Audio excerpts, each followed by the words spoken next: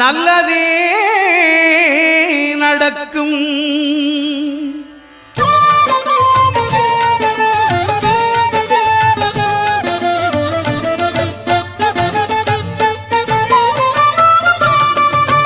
ஒன்பது கோளும் ஒன்றாய் காண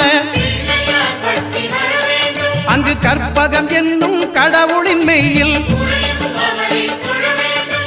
ஒன்பது கோளும் ஒன்றாய் காண அங்கு கற்பகம் என்னும் கடவுளின் மெய்யில் சூரியன் முதலாய் 9 கிரகமும் பலவித குணங்களை கொண்டிருக்கும். எங்கள் கற்பக தருவில் அவை வரும்போது ஒன்றாய் சேர்ந்து பலனளிக்கும்.